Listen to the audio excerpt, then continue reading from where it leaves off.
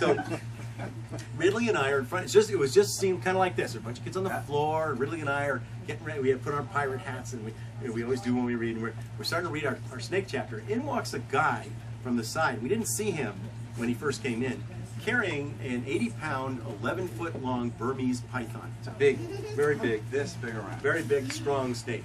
And we're standing there reading our book, trying to, and he puts the snake on my shoulders, and he kind of just.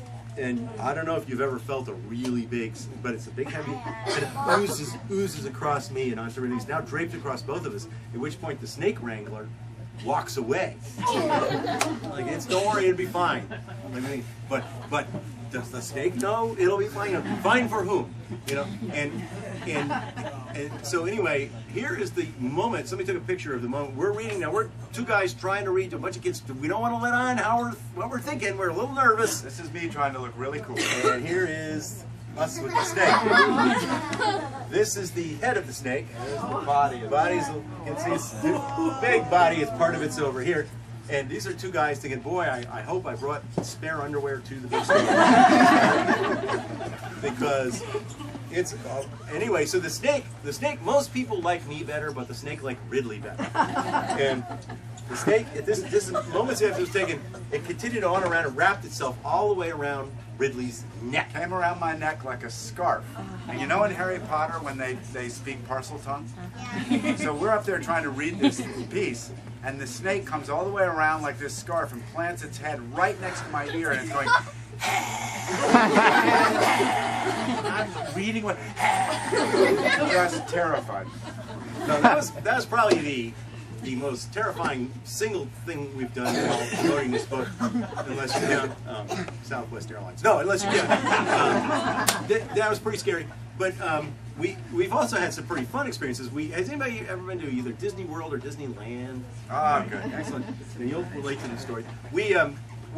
Disney publishes our books, and so we get to do a lot of stuff in the Disney parks. In fact, we're going to be at Disney World in a couple of weeks, and it's really fun events. The only downside is when you do get to go into the parks and you get to hang out all day, you get VIP treatment, you meet a lot of interesting people, but they do make you wear the ears. So here we are in our probably single most embarrassing photograph ever taken of us. Anyway, there we are. We're wearing our official. We're outside the Pirates of the Caribbean ride at Disney World. Very cool ride, and we're wearing our Johnny Depp model. And yet somehow we don't look like Johnny Depp. Really, Johnny Depp model ears, which are our names actually embroidered on the back so that we don't lose them. Well, heaven knows we tried to lose them. And, so it was fun. We were outside there all afternoon, and we signed a lot of books. We met a lot of people. Among the famous celebrities we met that day, and we met quite a few, was Clarabelle the cow, who is a famous Disney cow, although her last really big hit was probably 1923, something like that. But anyway, Clarabelle was there, and we got to hang out with her. And the reason we did is that we were chosen to be the grand marshals of the Main Street Parade. Have you ever seen the parade? You know the parade at 3 Very o'clock? big deal in both Disneyland and Disney World. Everybody in the park gathers in the afternoon along a parade route, and all these floats go by with all the main characters. And it's a huge deal. People not wait in line, but pick a spot and wait there for an hour just to make sure they have a good view of the parade as it goes by. One of the toughest questions that cast members have to answer from tourists is they will come up literally to a cast member and say, "What time is the 3 o'clock parade?" That's the most commonly asked question. And what does that tell you? Anyway, so we were told we were going to be at the head of the parade. We were going to ride in an antique fire truck, and in the fire truck was really me with our ears and our families. And Clarabelle, and our other celebrity was Daisy Duck. Okay, so we're all in the thing, and they have us in a staging area where the public can't see you. A big gate in front of us. Behind us are all the floats that are going to be in the parade. Everybody's getting ready. It's very exciting. And they give us this pep talk. They said, "Listen, there are 50,000 people out there waiting for this parade. You are the grand marshals. You're the first thing they're going to see. You're the sign that the parade is there. So wave and smile." And they had us practice waving and everything. Clarabelle was waving, and Dave, we're all waving. We're ready to go. They said, "It's going to be great. Going to get your energy up, and let's go." And they opened the gate, and out we go. And then something went wrong. One of the floats had a problem. So they couldn't start the rest of the parade, so they closed the gate. So now we're out there alone in the fire truck, and there's 50,000 people waiting, and we're going like, like this. And all these people who don't notice look at all excited are all going, hey, look, where's the parade? Who are the two idiots with clarinets?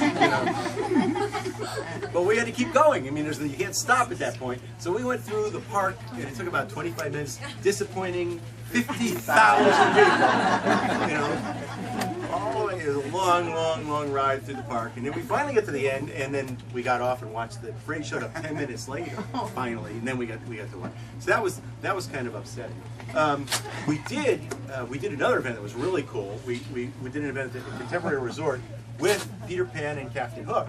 It's Captain Hook. This is Ridley. A lot of people confuse them. I see you, and they have the same dentist. And so anyway, we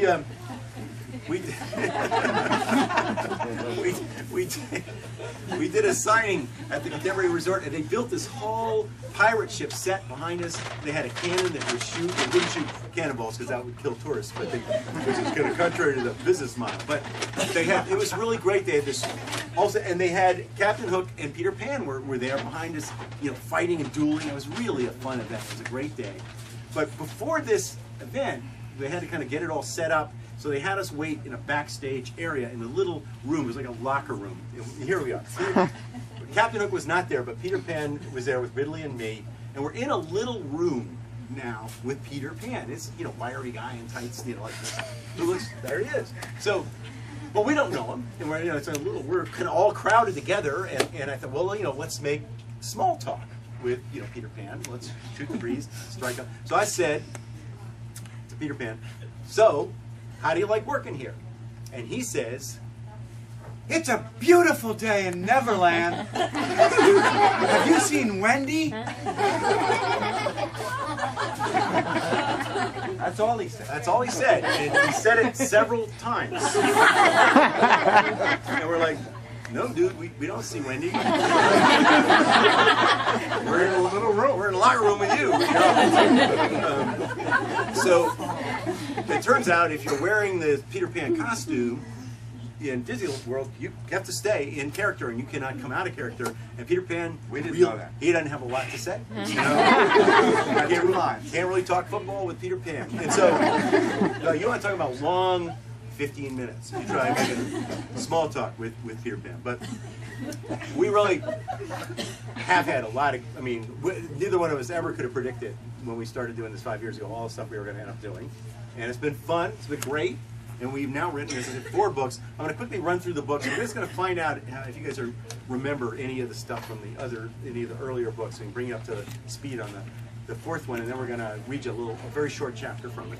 And then if you have any questions, we'd be glad to answer. First one's called Peter and the Starcatchers. That was the first in the series, our first book. We didn't know we were going to write any more than that book. It involves a little boy. This is him now, up there, who cannot fly at the beginning of the book. He's just an ordinary kid. He's an orphan. But he ends up being able to fly because he comes into contact with a weird, mysterious substance. What is that stuff? What is it? Yes? Star stuff. Yeah, that's He right. comes into contact with, which is